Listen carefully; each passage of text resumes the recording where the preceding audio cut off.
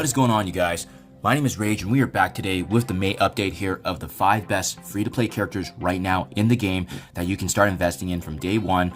So specifically for this analysis, guys, I am taking a look at, modes that you can access right away as a new player when you're starting out. So that includes mainly the supply store as well as campaigns. So I try not to focus on any of the aspects where it is kind of called fountainable, which is, taking really estimated RNG luck, such as these premium orbs, having access to both Deathpool and Kestrel, who are, by the way, 2 of the top 10 characters in the game, but in my opinion that doesn't really warrant them being farmable.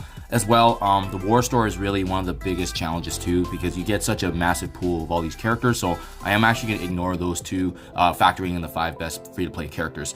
That being said, you guys, what I'm about to showcase for you, these 5 characters are some of the best characters you can get starting from day one, and as well you can build them up throughout the game as you progress in the game. And honestly, with where I am right now in the game, being over 2 years playing here, as you can see, 868 days, 100% free to play. These are characters that I use actually every single day, whether it be raids, arena, going through campaign, blitzing. These are all characters that have immense value. So I do highly recommend you guys building them up starting early if you can, just because they are going to be adding mileage and dividends throughout your journey in Marvel Strike Force, and as well as the ultimate end game here being really ultimately the Doom 2 raids and the Dark Dimension nodes here. And now with the new constructed here of the Cosmic Crucibles and War, we're likely going to see more value getting added for these characters, especially with their usage. That being said, you guys, let's get this party started. Starting things off here, as you can see, Sharon Carter, make no mistake, being part of that Secret Avengers meta team, and a lot of reasons to like Sharon Carter. She's used in almost all aspects of the game outside of arena. She has Dark Dimension usage, which can unlock a boatload of rewards. What makes her very attractive is the fact that she's actually available in the raid store, which is very cheap. Second to just the Blitz store, those 2 stores are really the ones you want to focus on, especially as a new player, because it's really easy to get those credits. And the biggest thing for Sharon Carter is that synergy with the Secret Avengers, being Captain Sam as well as Maria Hill, but also just her utility, her kit, having an ability block for 2 turns and defense down, being able to strip away positive conditions from the enemy, as well as planting a stun on them. She's absolutely huge in my Doom 2 raids, and as well she is a character I'm likely bringing into Dark Dimension 5. So there you guys have it, Sharon Carter, available in the raid store. Next up, Captain America Sam, synergizing the Secret Avengers as I noted earlier, but for him, just any character that you have in the game that can provide supporting aspects outside of damage, they're always going to have mileage in the game. And 2 things for him, right?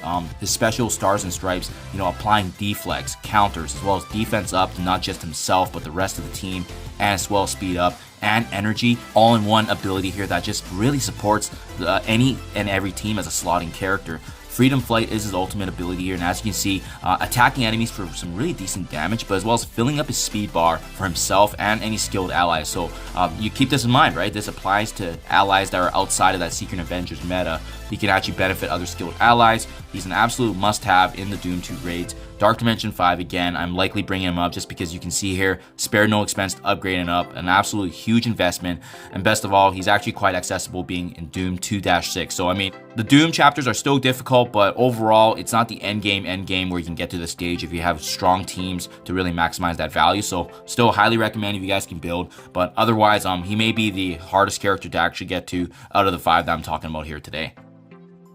Next up, Gamora is an absolute must-have here. Even though her Infinity Watch is falling out of the meta in the arena and you barely see them now at all, she's still used in all aspects of the game because of that usage in raids.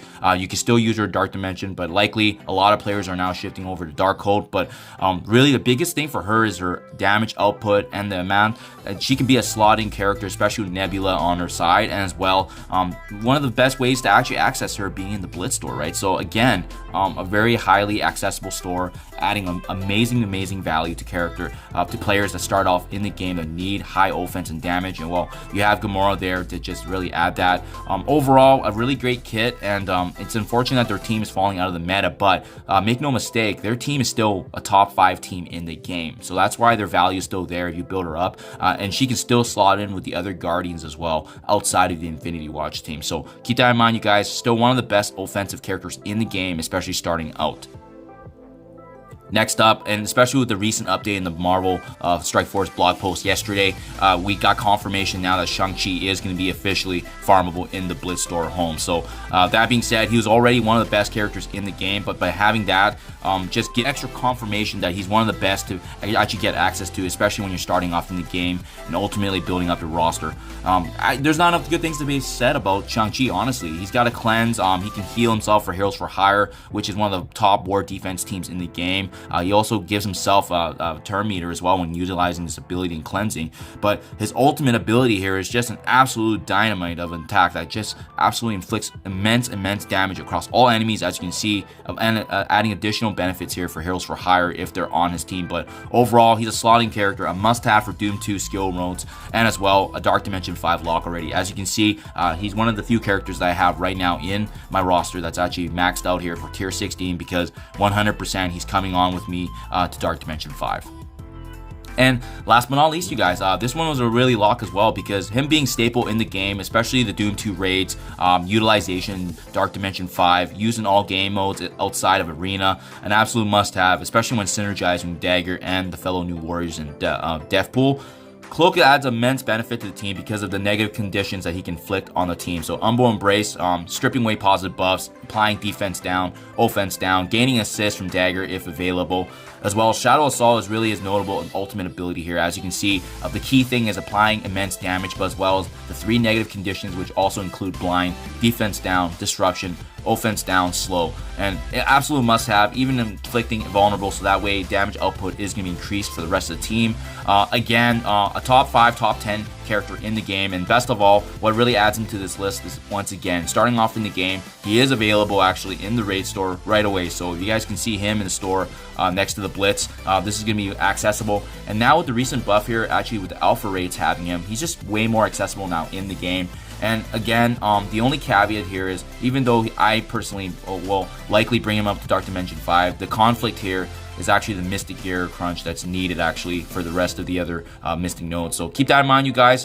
It is what it is, but we have to do a balancing act here. I haven't made the decision yet, but likely I will bring him on just to synergize with the rest of my team, especially starting off in those initial nodes. So there you guys have it. In my opinion right now, as of May 2022, some of the best free-to-play characters right now that you can start building even from day one, and that I use actually every single day, whether it be in Doom raids, whether I'm building towards Dark Dimension 5, or just other game modes in the game. So I hope you guys enjoyed this quick and brief video. Let me know what you think in the comments below. Thank you as always, and I'll see you guys in the next one.